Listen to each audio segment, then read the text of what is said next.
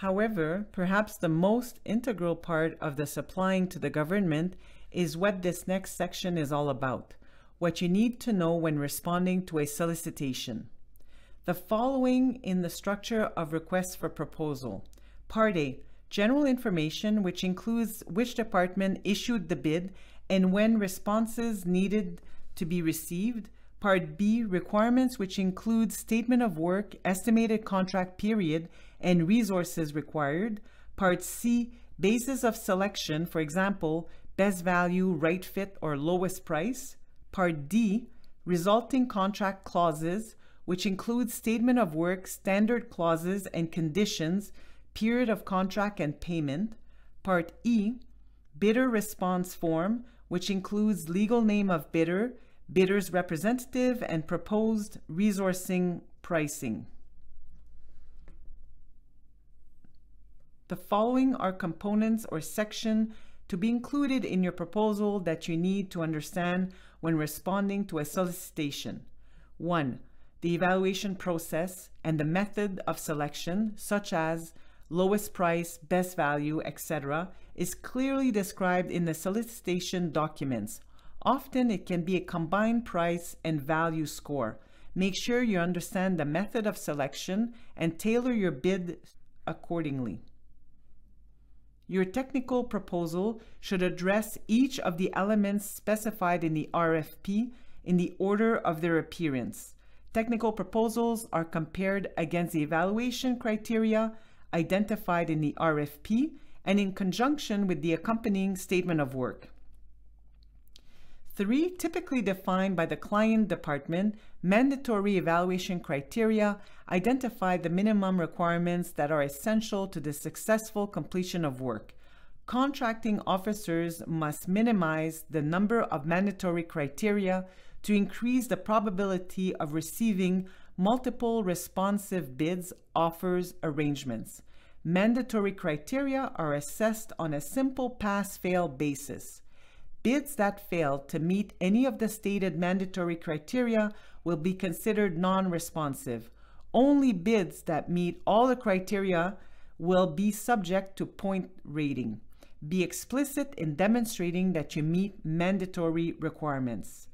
Separate from mandatory requirements, rated requirements are used to assess various elements of the technical bid offer arrangement, so that the relative merits of each bid offer arrangement can be compared, evaluated, and ranked. Only bids, offers, arrangements that meet the mandatory criteria are subject to point rating. When point rating is used, bid offers arrangements may have to achieve a minimum number of points overall to be considered responsive, and often they must achieve a minimum number of points for certain individual criteria.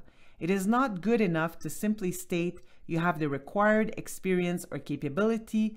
Like mandatory requirements, you must substantiate it clearly and convincingly.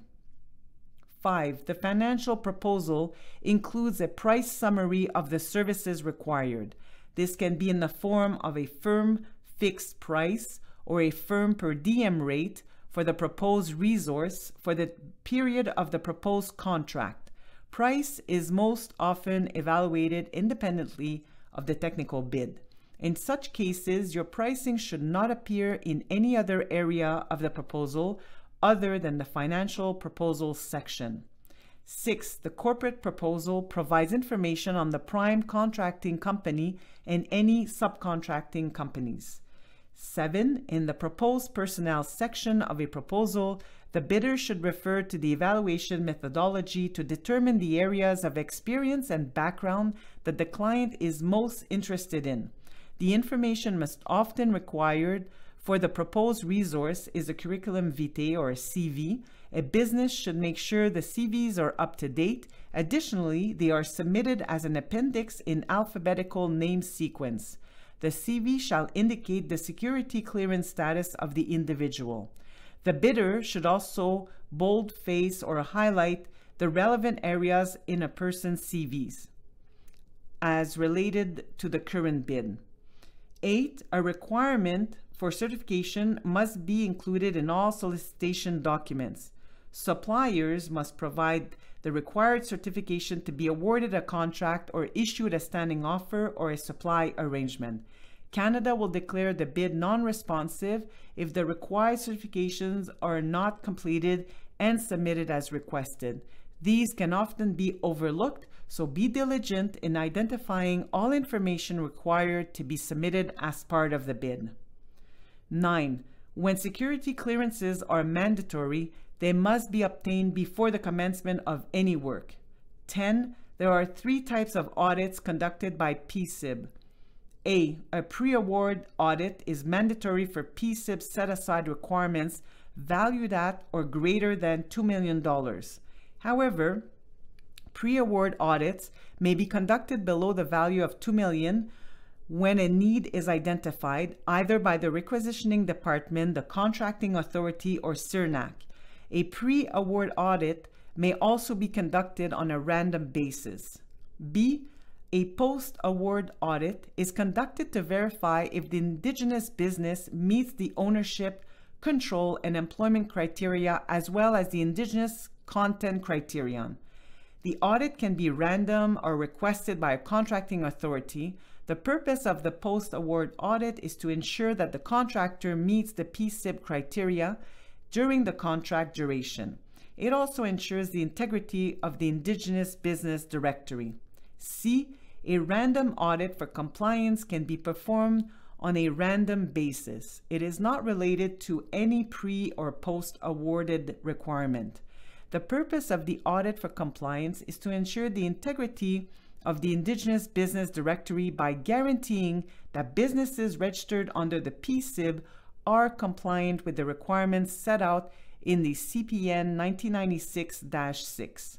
The audit for compliance follows the exact same procedures as a pre-award audit procedure.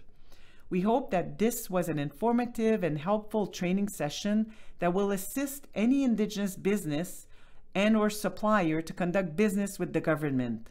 Miigwech.